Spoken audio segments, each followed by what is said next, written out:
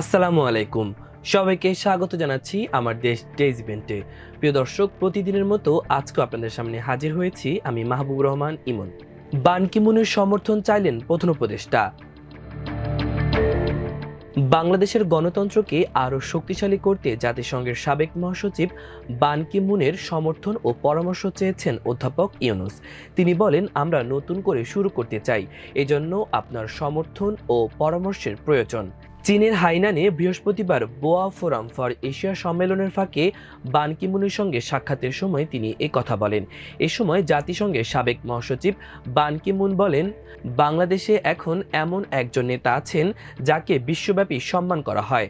বাংলাদেশ অনেক এগিয়েছে উল্লেখ করে বান কি মুন বলেন, রাজনৈতিক ও গণতান্ত্রিক দিক থেকেও বাংলাদেশের আরও উন্নতির সুযোগ আছে।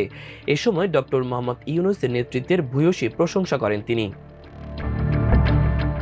5টি সংস্কার কমিশনের মেয়াদ 1 মাস বাড়ল। 5টি সংস্কার কমিশনের মেয়াদ 1 মাস বাড়িয়েছে সরকার। কমিশনগুলো হলো স্বাস্থ্য, শ্রম, নারী, স্থানীয় সরকার ও গণমাধ্যম সংস্কার কমিশন। নতুন সময় অনুযায়ী 30 এপ্রিল পর্যন্ত কাজ করার সময় পাবে এসব সংস্কার কমিশন। বৃহস্পতিবার মন্ত্রিপরিষদ বিভাগের প্রজ্ঞাপনে সময় বাড়ানোর কথা জানানো হয়।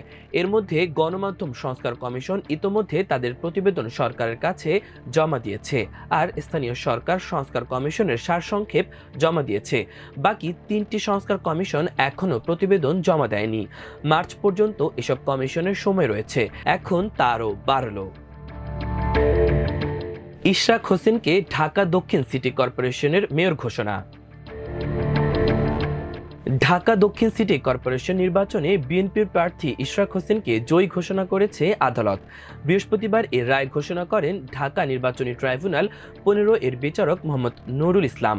আদালতের সেরেস্তাদার শফিকুল ইসলাম বলেন, ইশরাক হোসেনকে মেয়র ঘোষণার পাশাপাশি 2020 সালে 1 ফেব্রুয়ারি ভোটে নির্বাচন কমিশন কর্তৃক ব্যারিস্টার ফজলে নূর তাপসকে মেয়র ঘোষণা করার প্রজ্ঞাপন হয়েছে। ইশরাক হোসেন বিএনপির সাবেক ভাইস চেয়ারম্যান ও অবিভক্ত ঢাকার প্রয়াত মেয়র সাদেক হোসেন খোকার ছেলে।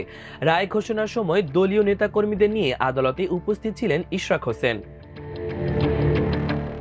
ঈদের দীর্ঘ ছুটিতেও অর্থনীতিতে স্থবিরতা আসবে না বলেছেন অর্থ উপদেষ্টা। ঈদের দীর্ঘ ছুটিতেও অর্থনীতিতে কোনো স্থবিরতা আসবে না বলে মন্তব্য করেছেন অর্থ উপদেষ্টা ডক্টর সালেউদ্দিন আহমেদ। সচিবালয়ে বৃহস্পতিবার এক বৈঠক শেষে কথা বলেন তিনি। অর্থ উপদেষ্টা বলেন, ছুটিতে অর্থনীতিতে স্থবিরতা আসবে না, সচল থাকবে সবকিছু। উপদেষ্টা পরিষদের বেশিরভাগ সদস্য ঢাকায় থাকবে, প্রয়োজনে বন্ধের মধ্যে মিটিং করব, কেউ বিদেশে থাকলে জুমের মাধ্যমে মিটিং করব। ঈদের কেনাকাটা শেষ মুহূর্তে ব্যস্ত সময় পার করছে রাজধানীবাসী। শেষ মুহূর্তে ঈদের কেনাকাটায় ব্যস্ত সময় পার করছে রাজধানীবাসী। তালিকা মিলিয়ে দেখে নিচ্ছেন কিছু বাদ গেল কিনা। শেষ সময় এসে বিপণী বিতানগুলোতে মানুষের ভিড়ে খুশি বিক্রেতারাও। শুক্রবার থেকে শুরু হয়ে যাচ্ছে ঈদের ছুটি।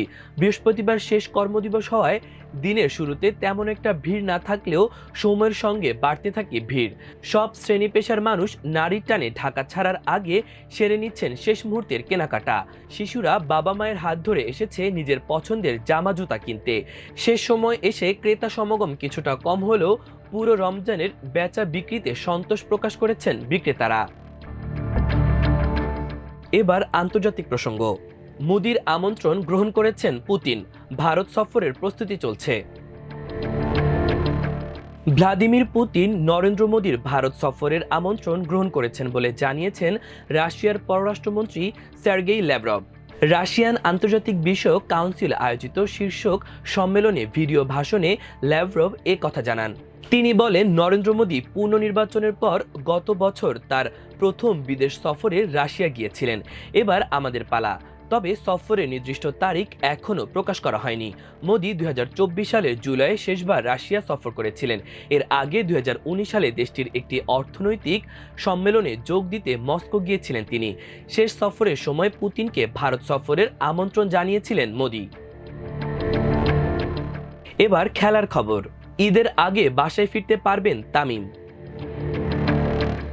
সাভারের কেপিজে হাসপাতালে চিকিৎসা নেওয়ার পর তামিম ইকবাল এখন আছেন ঢাকার এভারকেয়ার হাসপাতালে। হার্ট অ্যাটাকের ধকল কাটিয়ে একটু একটু করে সুস্থ হয়ে উঠছেন তিনি। হাসপাতাল কর্তৃপক্ষ জানিয়েছে ঈদের আগেই বাসায় ফিরতে পারবেন অভিজ্ঞ ওপেনার। ব্রিফিংয়ে এভারকেয়ার হাসপাতালের মেডিকেল সার্ভিসের ডিরেক্টর আরিফ মাহমুদ জানান, তামিম এখন অনেকটাই সুস্থ, স্বাভাবিক খাবার খাচ্ছেন। সিসিইউ থেকে কেবিনে স্থানান্তর করা হবে তাকে, সেখানেই 1-2 দিন রাখা হবে পর্যবেক্ষণে। আশা করছি ঈদের আগেই বাসায় ফিরতে পারবেন তিনি। প্রিয় দর্শক, আজ আমাদের ডেইজ ইভেন্টের আয়োজন এ পর্যন্ত। এতক্ষণ সঙ্গে থাকার জন্য অশেষ কৃতজ্ঞতা। খোদা হাফেজ।